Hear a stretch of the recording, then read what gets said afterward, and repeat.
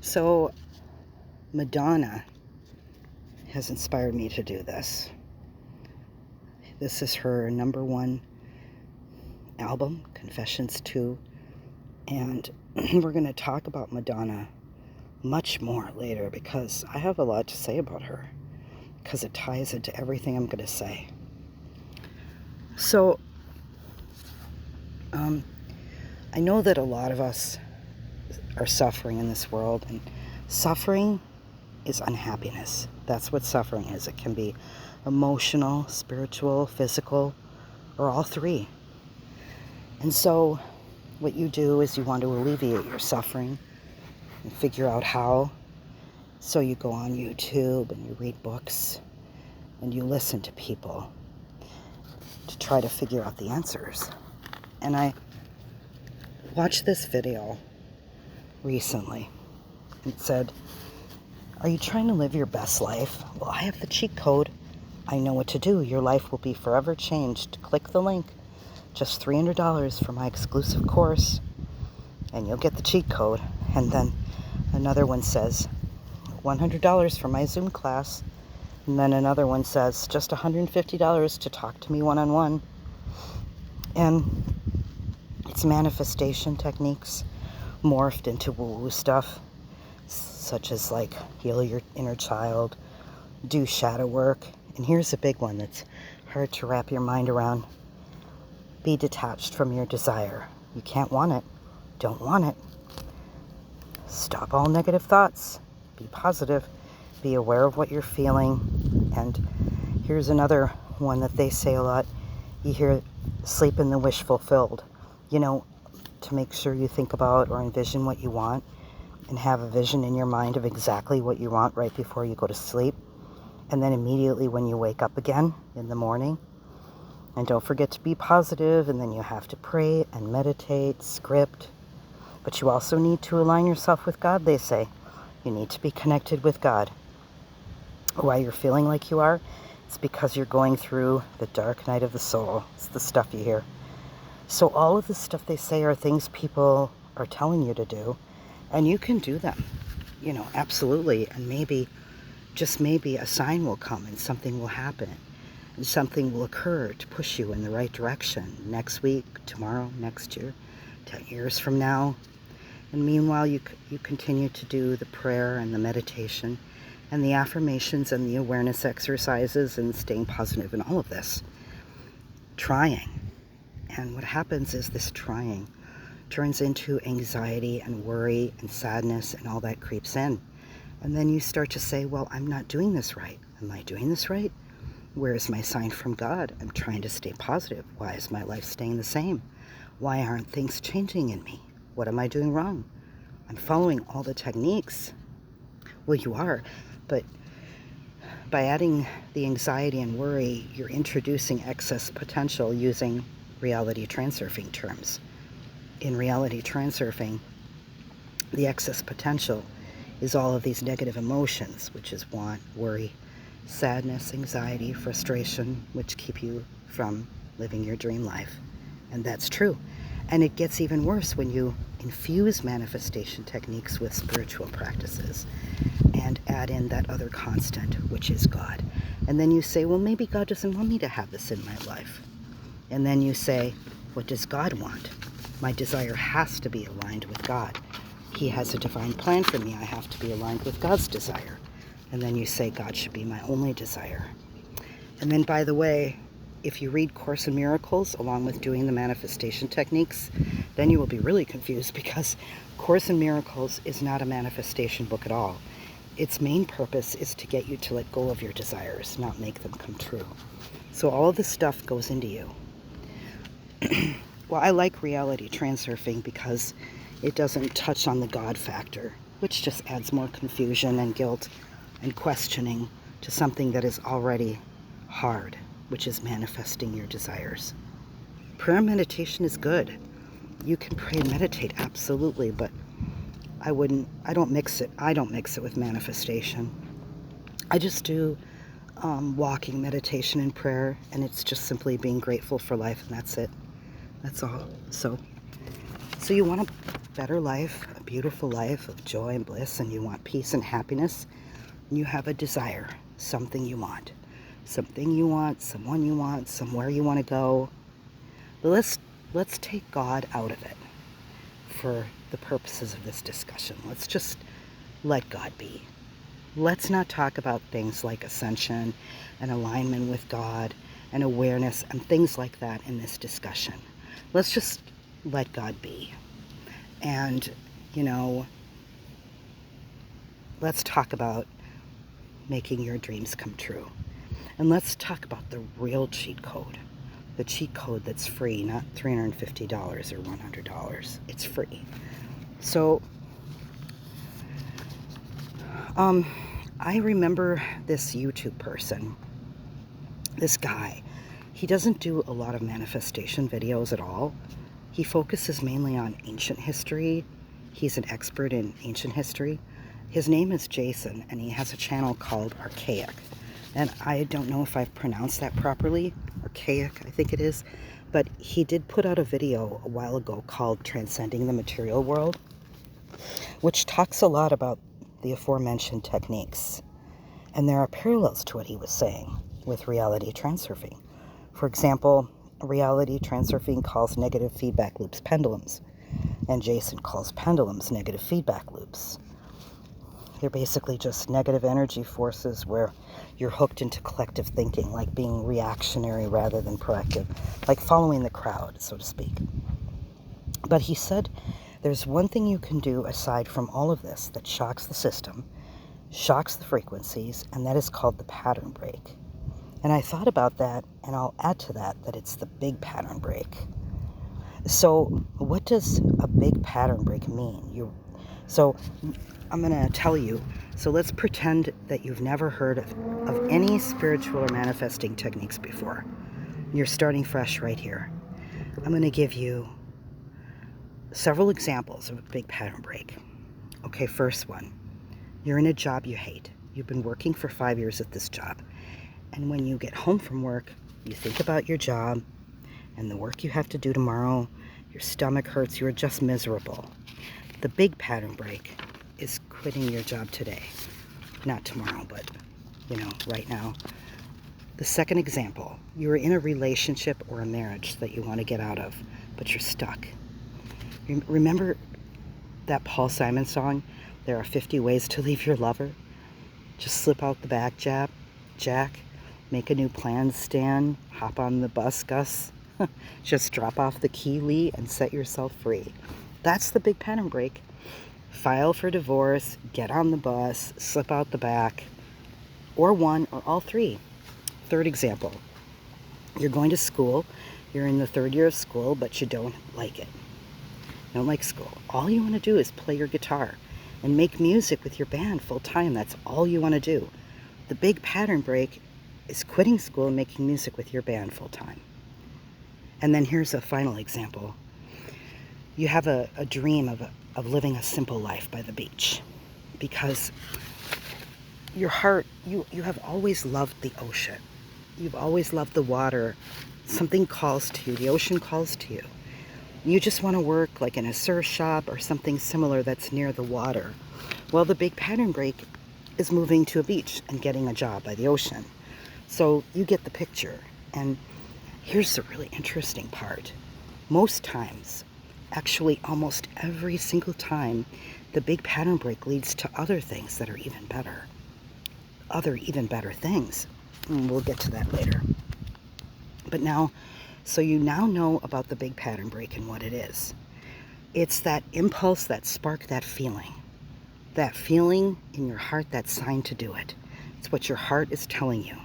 It's your intuition. It's what you want. It's what you desire. You know what it is. It's like in your heart telling you to do something. And you may say now, oh yeah, sure, right. How am I supposed to do any of that? I can't do any of that.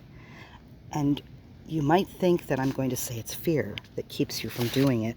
And of course, fear is always part of any hesitation. But let's go deeper than that.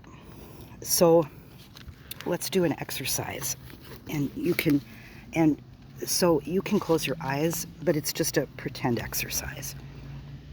And now imagine that you are who you are right now. It is today. It is right now, and you are all alone. And when I say alone, I mean you are utterly, completely alone. There is nobody around you. There is no mother, father, husband, wife. There is no brothers, sisters, aunts, uncles, cousins, nieces, nephews. There are no friends, girlfriends, boyfriends. There's no boss, coworkers. You don't have any neighbors you talk to. There's no one around you. There's no social media you have where you are listening to other people talking to you. There's no Instagram, X, YouTube, TikTok, Facebook, nothing. There's no news. There's no TV.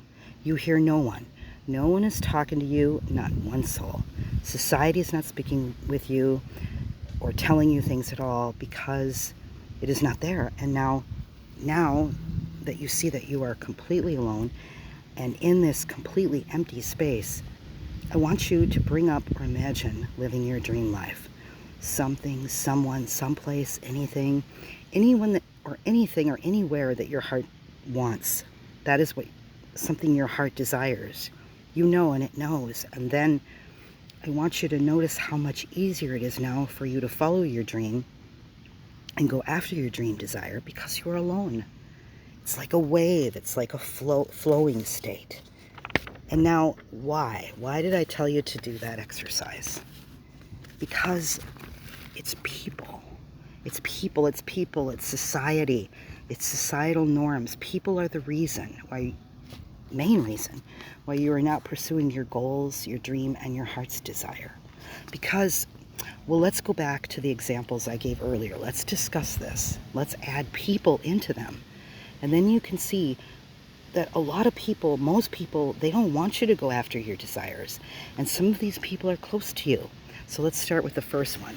You go up to your parents or your girlfriend, boyfriend, friends, husband, wife, whoever is in your life, and tell them that you are going to quit your job today because you are not happy. And then they say something like this: well, you have to find another job because you can't just quit. Because who's going to pay the bills? Who's going to pay the car payment? Who's going to pay the house payment? The bills don't just pay themselves. Or they say something like, well, no one likes their job. They just do it. Just suck it up for now. We need the money. Something like that. Or here's the example, the example of wanting to quit school to make music full time. And you tell your parents or whoever you live with, and they say, are you crazy? Are you on drugs? Do you know how much money we have invested in your education? Your band will never be successful. Do you think you're special? Get your head out of the clouds, because you aren't special. Do you know it's easier to win the lottery than to be a rock star? You're not that talented. Something like that. Or here's an example, the example of the person who wants to work at a surf shop by the ocean. And he or she tells their friends, and they start to laugh. Oh, that's hilarious. That's not what normal people do. That's not normal.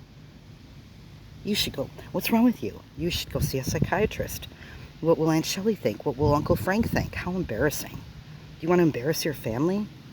Or here's a new example of, let's say you want to buy a Harley and travel around the country. Or maybe you want to just hike through the parks for a year on your own because your heart wants it. It wants to take some time to travel. It wants to travel. And you tell your partner. And they say, really? Well, what about me? What am I supposed to do? You can't leave me. I'll be all alone. What am I supposed to do without you? What if you don't come back? Or you go to your parents and tell them, and they say, well, don't expect any help from me. You'll die out there. It's not safe out there. You'll be shot. You'll be robbed. You'll be killed. You'll go missing. And what about me? Me, me, me. You get the picture. And all of these things they say to you are going to cause you to have guilt, sadness, and finally resignation, where you say, they're right. What am I thinking? Who do I think I am? I could never do that. Nobody does that. I'm being selfish. I have a family. I have friends here. I have family here. I have a job here. My life isn't so bad. It's not so bad, really. And then that dream is over. But now, I was just thinking of a quick story. And I tried to find it. I tried Googling it, but I couldn't find it. But I remember reading about this woman. She had a dream of sailing solo around the world. That was her dream. Of sailing, she wanted to sail solo around the world all by herself. And she was married. And guess what her husband said? her husband said to her, "It's your dream. I support you 100%. You should go after your dream. And I will be here when you get back." So he encouraged her. He supported her to go after her dream. That's love. That's real love. And it's the same with all the examples I mentioned before, like the man or woman who wants to travel across the country solo, and they tell their spouse or girlfriend or boyfriend or parents, well, what if they say, "If that is what you desire, if that is what will make you truly happy right now in your life, then you should do that." I think that's wonderful and great, and I support you. I'll be here for you, and if you decide you don't want to return, then let me know, and I will understand. That's love. Because if you really love someone, you let them go. And if they come back, that was meant to be. And if they don't come back, that was also meant to be. And it's the same thing with the person who wants to quit school and make music with his band full time. You know, his parents, whoever he lives with, they say, "That's fantastic. You are so talented. We just know you will be a star. We support you 100%. So the people that are around you have the fear and insecurity, and they instill that fear into you. Like take social media. You read something and you believe it. Oh my God, this person said I'll never be happy unless I have a child. Oh my God, this person says I need to integrate AI fully in my life or I am going to be left behind. Oh my God, this person says the world is ending. Oh my God, this person says I have to cut my hair short. Oh my God, this person says I have to grow my hair long." It's people. It's society. It's 95% of your problems in your life are listening to other people, letting other people control you, hanging around with the wrong people, and letting their insecurities and fear about their own lives go into you and turn you fearful and guilty yourself. So we're getting to Madonna. We're going to talk about her soon because she's a blueprint. And there are perfect examples and threads and scenes of her life which correlate exactly with what I'm saying here. Because like I said before, most often, almost always, a big pattern break leads to something else that's better. But the big pattern break was what you needed to do to get to that new place. It's trippy. Because thinking about like the examples I said earlier, let's look at them and see what happens when they take a big pattern break and see what big pattern breaks do in their lives. So let's start with a guy or girl who decided to quit school full-time on his band and work on his band and music. And he did that, right? Or she did that. And then 1 month later, the band broke up. But what happened was he or she ended up in a different, better band. And then what about the person that wanted to quit their job? So they quit their job. And what happened was he or she realized after they thought a little bit that it wasn't the job that was causing them stress so much as the relationship they were in. So they filed for divorce or broke up or moved to another state. Or it could be that they got a call from a friend who got them an opportunity for another job and they love it. And then there's the person who has a dream to be by the ocean. Remember, I said they wanted to live right by the ocean and work at a surf shop? Well, let's say they move to Miami Beach and they get a job at a taco stand. Well, 1 month later, they meet a manager of a cruise ship who offers them a job, which they love. And then 3 years later, that same person owns a boat charter company and takes people out sightseeing. And that's what happens. The pattern break leads you to where you have to be in your life. The big pattern break was what you needed to kickstart the process. You listened to your heart and it pulled you to where you should be. So if the people in your life or in society look at you and make you feel small or berate you for this, or if they feel angry or resentful that you did this or sad and depressed, then that is their fear, their anger, their sadness, their resentment, their insecurity, not yours. See, if a person leaves, or if they kick you out, or if you move out, then that was meant to happen. So now we're going to talk about Madonna. Now we will put all these applications to the test, to real experiences that happen, real examples. Most recently, yes, but first we have to go back to her past. So when Madonna was young, I think 19, was she 19, 20? She was attending college in Michigan for dance. I think I read she wanted to be a ballet dancer, So she decided New York City had more opportunity for her. She quit school. She left for New York City to pursue her dancing career. She left her home, her school, her father, her sisters, her brothers. She just left, and she did the big pattern break. And then what happened? What happened was she ended up not dancing, but she ended up signing with a record label to make music. She moved in another direction, the direction that she was meant to move in, which was music. She started with pursuing dancing, but like with most big pattern breaks, where you get initially is not where you are going to end up in the end.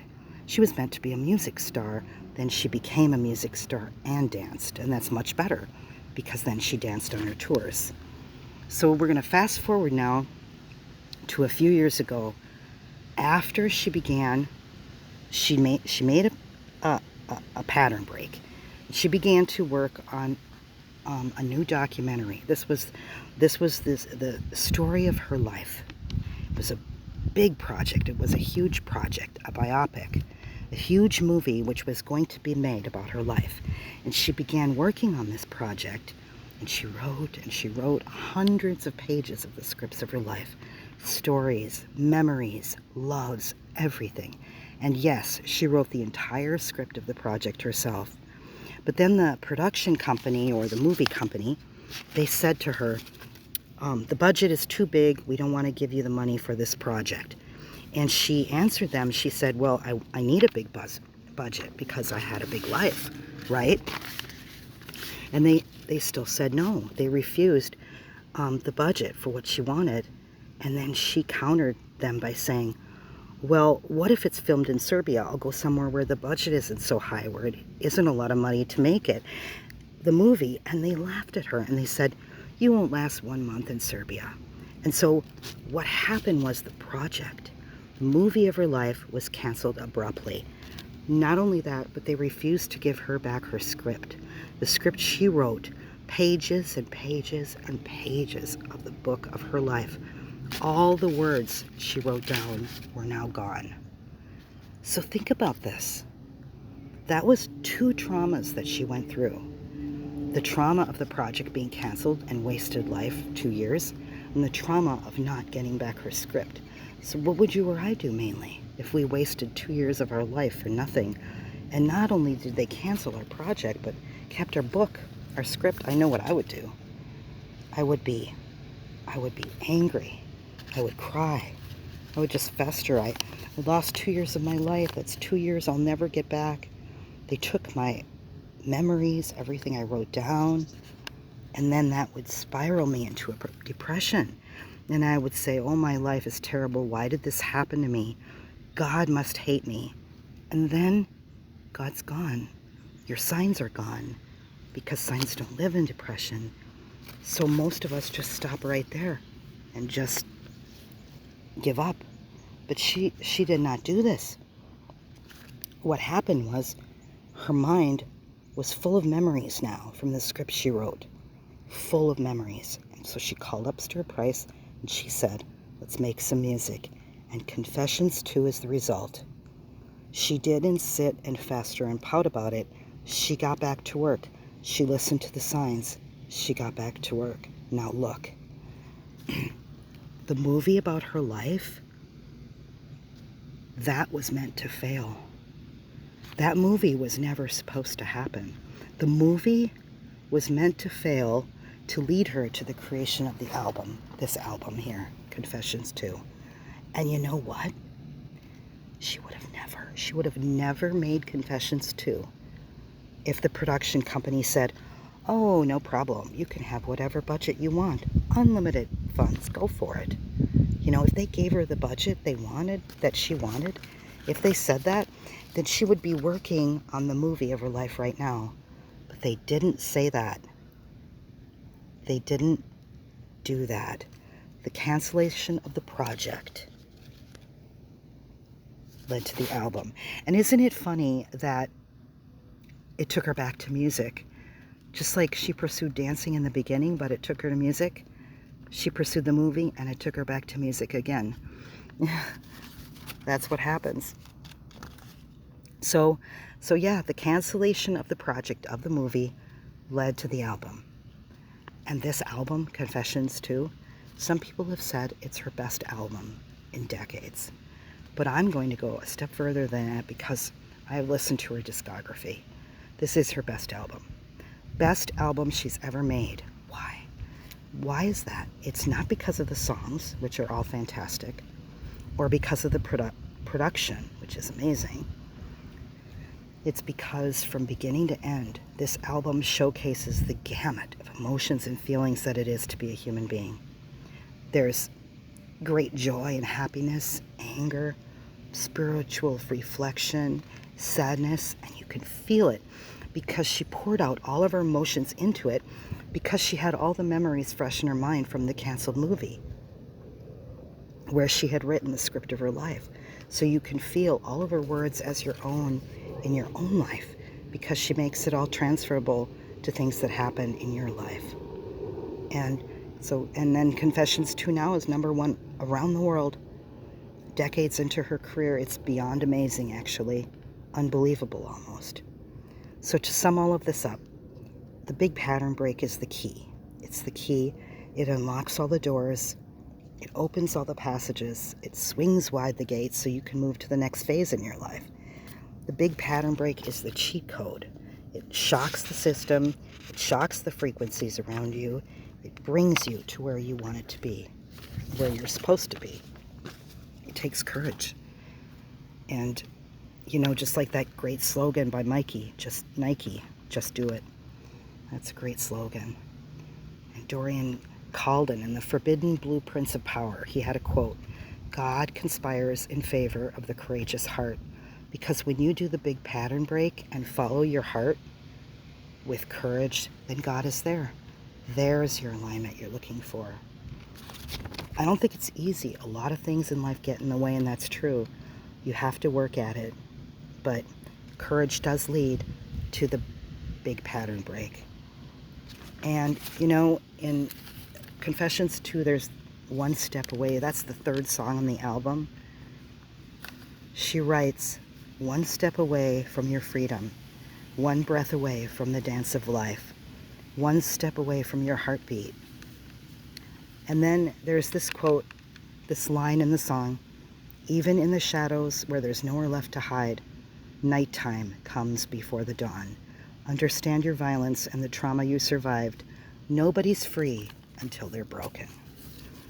So I think that's wonderful, and it's very powerful. So congratulations to Queen Mother Madonna. May you have many more albums and all the love you deserve. And thank you. Thank you for listening. Thank you.